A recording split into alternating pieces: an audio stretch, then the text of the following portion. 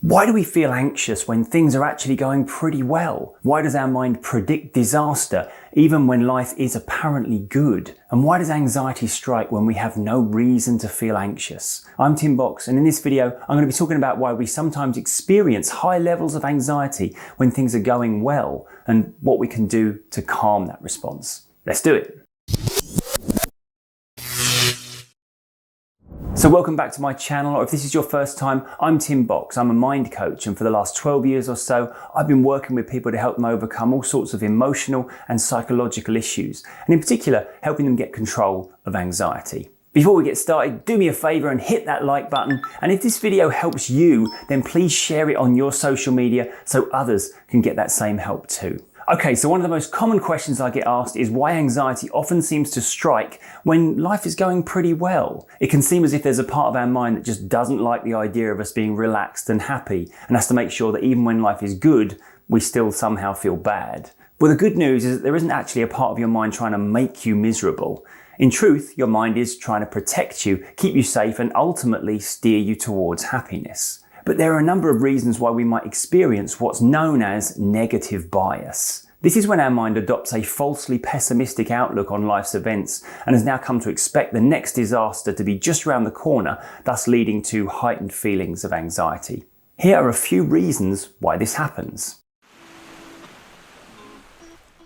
It's an unfortunate truth that when something bad happens, it leaves its mark on us emotionally. We tend to remember those instances a little bit more vividly than the everyday run-of-the-mill stuff that happens because times of threat demand more focus than times of safety. Also, our mind needs to learn from any bad experiences to try and work out how to avoid them in the future, and so we can get stuck reliving or re-examining them in our efforts to do that. This has the effect of distorting our perception of how often bad things happen. The bad experience might have happened once, but emotionally we've revisited it many times. And so we get the idea that struggles and bad times are more common than they actually are, and so naturally start to expect them to occur more often. This can lead us to feel anxious when things are good because we're expecting the next inevitable bad thing to happen. When we're unfortunate enough to go through a drawn-out period of struggle or challenge, these difficult times seem to last forever, whereas times of peace and calm just seem to fly by. It's no secret that enjoying the good times takes much less effort than enduring the bad, and thus the amount of time we spend struggling often becomes distorted and seems longer than it actually is. The reason why time we spend at rest always seems shorter is because the absence of any threat means we aren't required to pay as much conscious attention. Whereas when we feel threatened, the stress mode kicks in and we're then on high alert and scanning for danger, paying attention to every moment. This might lead our subconscious to interpret the good times as short-lived and more transient than the bad. And then no sooner do we start to relax than we start to expect that peace to be interrupted.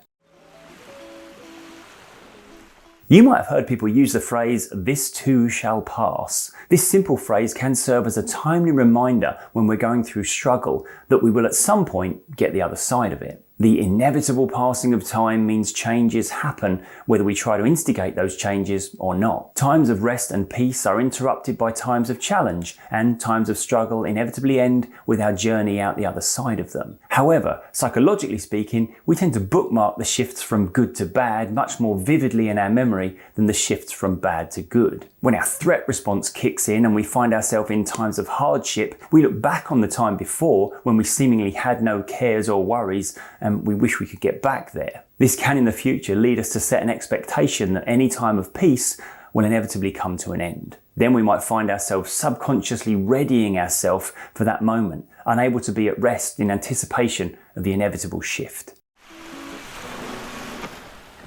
Many people who spend a lot of time worrying will often talk about a feeling they have that if we worry about the possibility of something bad happening, it will in some way prevent it from happening. And even though we might be perfectly aware that cause and effect doesn't actually work that way, thanks to the magical thinking we all inevitably engage in as a child, there might still be a part of our mind with this safety strategy in place. This illogical thinking is only strengthened by those times when the big life challenges were thrown at us completely out of nowhere. It's the things we didn't predict that hit us hardest, and there's a part of our mind taking this as evidence that they only happened because we let our defenses down and stopped worrying about stuff. This can be why we might find ourselves feeling anxious when times are good, because there's the thought in our subconscious that if we stop worrying, life will give us something to worry about.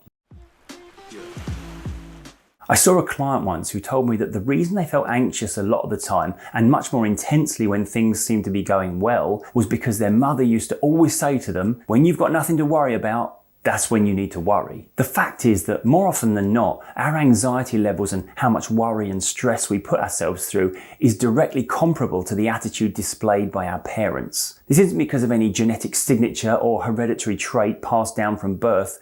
It's simple learnt responses. If our parents are worriers, then one of the first things we learn is the idea that to live our life is to worry. Whilst my client was fully aware that her mother worried far too much, she still struggled to feel comfortable being at rest without her mind being on high alert. When the person who's there to keep us safe clearly doesn't feel safe themselves, then what other attitude are we meant to adopt?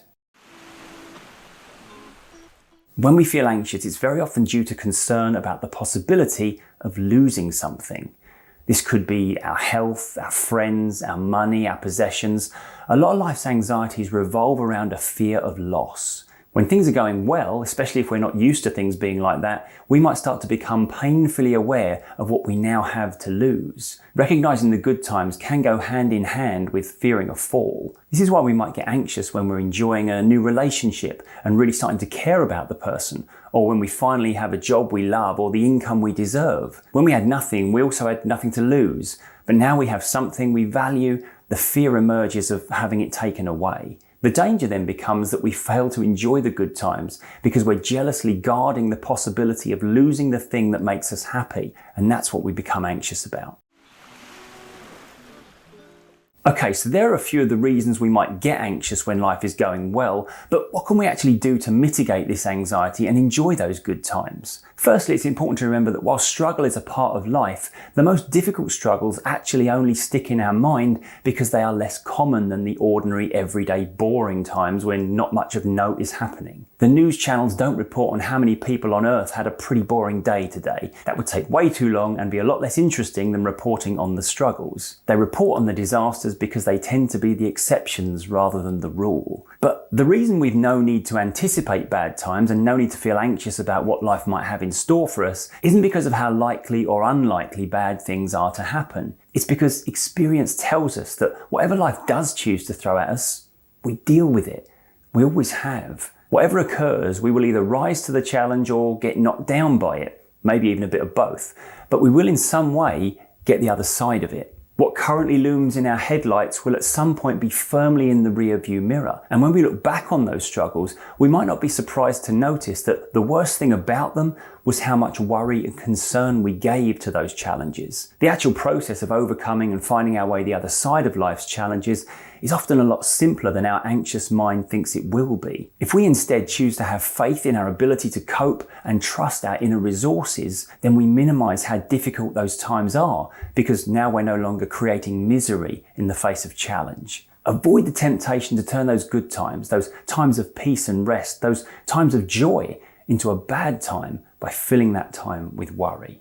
Yes, negative bias can occur at times, but as long as we can recognize it as just that, bias, not truth, then we can get back to enjoying life, safe in our faith in our own ability to keep sailing our ship towards happiness. But what do you think? Do you struggle to let go and just enjoy the good times? Is there a part of your mind that expects things to go wrong? Do you find yourself predicting bad times ahead, even when good things are happening? Let me know in the comments if this video helped. And if you have any questions, put them down there too, and I'll do my best to answer them. I really hope this video has been of value. If it has, then please hit that thumbs up button, and why not subscribe to the channel for weekly mind management tips and anxiety advice. Remember, I do a weekly live Q&A every Friday at 6 p.m. London time, where you can ask me your anxiety related questions, so please join me for that. Also, you can now become a member of this channel by clicking the join button on the homepage. You'll find hours of extra content in the members area, and you'll also have access to exclusive live streams and tutorials that teach you how to get back in control of anxiety. Just click the join button and I'll see you there. But that's it for now. I'm Tim Box, mind coach. Always remember to be kind to your mind, and I'll see you next time.